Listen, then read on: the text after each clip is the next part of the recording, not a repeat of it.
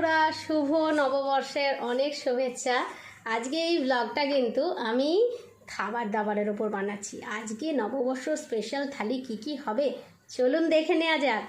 এই রান্নাঘরে আর এখানে সব কিছু সবজি কাটা হয়ে গেছে। প্রথমেই দেখতে পাচ্ছেন এই সবজিগুলো কাটা উচ্ছে। আইডিয়া করুন, এটা হচ্ছে শুক্তো হবে। আচ্ছা, আম, কাঁচা মিঠে টক আম, ফুলকপিতে টমেটো দেওয়া হবে।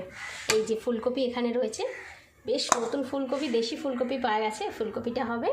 আর এই যে স্লাইস করা বেগুনগুলো দেখছেন, বেগুনি হবে। মুগের ডাল হবে, তার সাথে পনির হবে, অনেক কিছু আইটেম। এত কিছু আইটেম, চলুন সকাল 10টার মধ্যে শুরু করে দিয়েছি কিন্তু আজকে রান্না। দুটো কড়াই দুদিকে বসিয়ে দিয়েছি, ঝটপট করে যাতে রান্নাগুলো করে নিতে পারি। চলুন স্টার্ট করা যাক। প্রথমেই কিন্তু আমি শুক্তো সবজিগুলো একটা কড়াতে ভাজতে বসিয়ে দিয়েছি, আর একটা কড়াতে আমার ফুলকপির আলুটা ভালো করে ভেজে নিচ্ছি। এই বড়িগুলো বাজার থেকে নিয়ে এসেছে মেজদি, এই বড়িগুলো দেওয়া হবে। শুক্তোতে বড়ি দিলে বেশ ভালো লাগে, মা খেতে খুব ভালোবাসে বড়ি। মায়ের দিকটাও চিন্তা করতে হবে, কারণ আমরা অনেক কিছু খাবার দিয়ে খেতে পারি, কিন্তু মা তো এখন খেতেই চাইছে না খাবার একদম। তো আজকে দেখা যাক মা ভালো করে খায় কি না, এইটা আমাদের কাছে স্পেশাল। কারণ মায়ের জন্য কিছু করতে পারাটা আমাদের 2 বোনের কাছে 3 বোনের কাছে এখন সবথেকে ইম্পর্টেন্ট। বাবা যেহেতু চলে গেলেন, তো মায়ের জন্য তো অবশ্যই সারাক্ষণের জন্য মাকে আগলে রাখা। মায়ের মনটা আজকেও খারাপ করছে, আজকেও উনি দুঃখ পাচ্ছেন বাবার জন্য। কারণ পয়লা বৈশাখের দিনে আমরা আমাদের যে দোকান ছিল সেই দোকানে কিন্তু আমরা পুজো করতে যেতাম, লক্ষ্মী গণেশের পুজো। তো মায়ের সেসব মনে পড়ছে মেমারি, এবং মা একটু দুঃখ পাচ্ছে আর কি। তো মায়ের মনটা ভুলিয়ে রাখতে হবে, মাকে ভালো রাখতে হবে, এটা আমাদের কাছে অনেক অনেক অনেক বেশি এই মুহূর্তে গুরুত্বপূর্ণ। নববর্ষ হবে আর মিষ্টি মুখ হবে না, এমন তো হতেই পারে না, তাই না?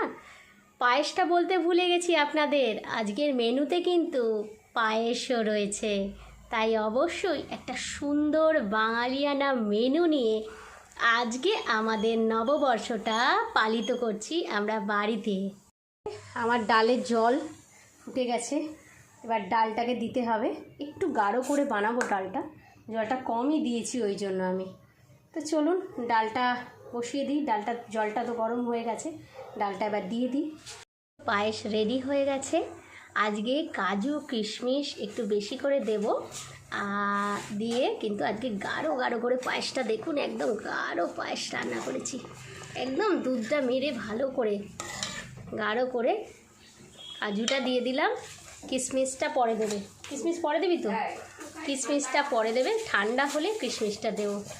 তো আমার কিন্তু পায়েস রেডি। যে আমার ফুলকপি বসে গেছে, কালারটা জাস্ট হয়েছে দেখুন, কালারটা হয়েছে দেখেছেন ফুলকপির? গাঢ় পুরো ফুলকপি করবো না, আজকে আমরা মুড়ি খাবো না বন্ধুরা, আজকে আমরা টিফিন করবো না, একবারে দুপুরের বড় থালার লাঞ্চ খাবো। আমার ফুলকপি হয়ে গেছে, সলিড কালারটা এসেছে একদম। ফুলকপি হয়ে গেছে, ডালটাও সেদ্ধ হয়ে গেছে, ডালটা এবার সাদলা দেবো। এই যে আমাদের পনিরটা কিন্তু এবার মেজদি ভাজা করবে, এবার মেজদির দায়িত্ব, পনিরটাও করবে, শুক্তোটাও বসাবে। চলুন, এই যে তেল, মাস্টার্ড অয়েল, তেল দিয়ে আপনার কিছু বক্তব্য আছে? আপাতত এখন কিছু বক্তব্য নেই।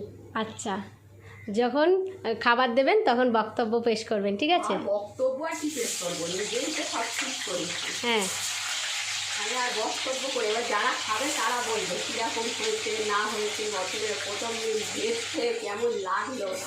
সবাই কিন্তু বলেছে দিদি তুমি অন্যরকম থালি বানাবে, আমরা কিন্তু অন্যরকম থালি সত্যিই বানাচ্ছি আজকে। প্রত্যেক বছরে আমরা আমিষ খেয়ে অভ্যস্ত, এই প্রথম বছর যেটাই আমরা নিরামিষ থালি পুরো বানাই না, মোটেই না। বুনটাই বারবার বলছে তোরা আজকের দিনে কেউ নিরামিষ খায় সুপর্ণা, আজকে বাঙালিদের নববর্ষ। না, মোটেও না, মানে এই প্রথম আমরা ভেজ থালি। না না না, এর আগেও একদিন মঙ্গলবার পড়েছে, আমরা হ্যাঁ মঙ্গলবার পড়েছে পয়লা বৈশাখ, আমরা খাইনি, ভেজ খেয়েছি। তো রান্নাটা করুক পনিরটা, এই যা পনির যা হচ্ছে না আজকে, দেখলে হবে, খরচা আছে। কত খরচা পড়লো জানেন? কোনো হিসাব আছে? অনেক খরচা পড়েছে। বাজার করতে গিয়ে তো মাথায় হাত, এত দাম, বাপরি বাপ। তাও ভেজ। তাও ভেজ।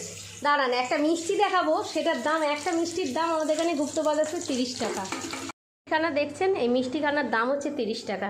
এইটুকু একটা মিষ্টি 30 টাকা দিয়ে খেতে হচ্ছে। ভাবুন অবস্থা, কত বাজার মূল্যটা বেড়ে গেছে। মাকে 1 চামচ খাইয়েছি, এর থেকে সবাই একটু একটু ভাগ করে খাই আর কি। আর আমি তো এখন মিষ্টি খাচ্ছিই না, মিষ্টি খাওয়া একদম আবার বন্ধ, গলা ব্যথা। মা, তোমার কিছু বক্তব্য আছে মা?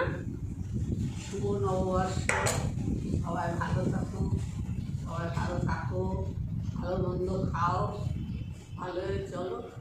ভগবানকে বলি যেন কারো কোনো রোগ না হয়, ভালো হয়ে থাকে, সবাই আনন্দে আনন্দে থাকো, নিরোগী হয়ে থাকো। আবার